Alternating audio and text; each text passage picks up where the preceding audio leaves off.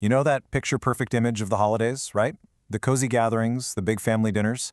But for so many people, there's a different reality, one that doesn't usually make it onto the holiday cards. And it's symbolized by the empty chair at the table. So in this explainer, we're going to talk about that, the really tough, often unspoken challenge of getting through the holidays when you're dealing with family estrangement. Let's just start with this quote, because wow, it is so real. It's like a gut punch. You see someone who looks like them from behind, and for a second, your whole body forgets to breathe. Have you ever felt that? That feeling right there, the punch to the gut, the way your breath just catches in your throat, that's the shock of being reminded of someone you're estranged from. It's not just in your head, it's a powerful physical reaction. And that's exactly where we need to begin. So that powerful reaction, it actually has a name. We're calling it the cave-in feeling. And this is so important because this isn't just about feeling sad. No, this is about understanding that the emotional pain from estrangement can literally show up in your body. It's a real physical experience, and it absolutely deserves to be talked about. Okay, let's put a clear definition on it so we're all on the same page. The visceral cave-in feeling. What is it? Well, it's that sudden, completely involuntary response, we're talking both physical and emotional, that just hits you when something reminds you of that family member. And it almost always feels way more intense during those high-stakes situations, right? Like a holiday party. And this right here, this is maybe the most important thing I'm going to say today. If any of what I'm describing sounds familiar to you, if you have ever had that cave-in feeling, I really need you to hear this. That feeling is real. It is completely valid, and you are so not alone in experiencing it. Okay, so let's shift a little. We've talked about that internal feeling. Now let's move to a very common external challenge. You know the one. You're at a party, you're trying to just relax and have a good time, and then it happens. The moment of awkward small talk that we all dread.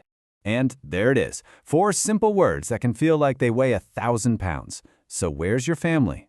Now, to the person asking, it probably seems like a perfectly innocent question. But when you're navigating estrangement, a question like that can just stop you in your tracks. So, why does this little question hurt so much? Well, first off, it just completely steamrolls a very complex reality. It's usually based on this assumption that everyone has a traditional, happy, intact family. It can immediately make you feel defensive. And maybe the worst part of all, it forces you to perform your very private pain in a very public space. And this is the turning point. This is the truth you need to hold on to. You do not owe anyone an explanation. You're not obligated to unpack your entire personal history just to satisfy someone's curiosity.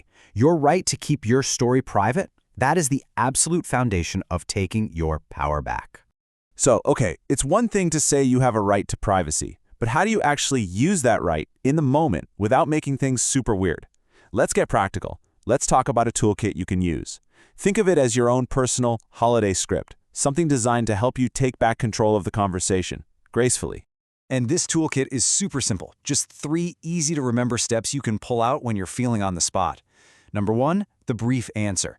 Number 2, the quick pivot. And number 3, the firm boundary. All right, let's break down what each of these looks like in action. Step 1 is the brief answer. And the whole goal here is less is more. You want to give a simple, factual, and pretty neutral statement. Something like, they're not here today, or we're not in touch at the moment. See how that's the total opposite of oversharing? You give just enough information to answer the question without giving away your energy or your story.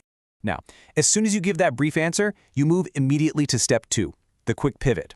This is crucial because you don't want to leave a weird silence where they can ask a follow-up. You just smoothly redirect the conversation to something neutral and right there in the room. For example, we're not in touch right now, but hey, this pie looks amazing. Did you make it? And just like that, the subject is changed. But what happens if the person doesn't get the hint? What if they keep pushing?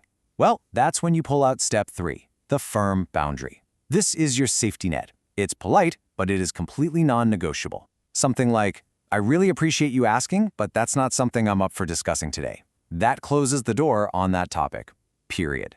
Look, the whole point of this toolkit isn't about being confrontational or winning some kind of argument. Not at all. It's all about navigating these really tricky moments with strength. And that brings us to the final and honestly the most important rule of all, putting your peace first. This is the idea that's underneath everything else we've talked about. Your history, your pain, your journey. That is your story. You're the one in charge of it. You get to decide who hears it, when they hear it, and how much of it you're willing to share. That choice is always, always yours. So let's do a quick recap. What are the key things to take away from all this? First, validate your own feelings. That cave-in sensation is real. Second, prepare your 3-step script. Brief answer, quick pivot, firm boundary. Third, always remember that you are the one who controls your narrative. And finally, above everything else, prioritize your own peace.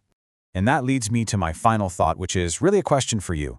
Knowing that you have these tools and knowing that you have every right to use them, how are you going to choose to protect your peace this holiday season? Because just planning for that, just making that conscious choice can change your entire experience. I really hope this was helpful.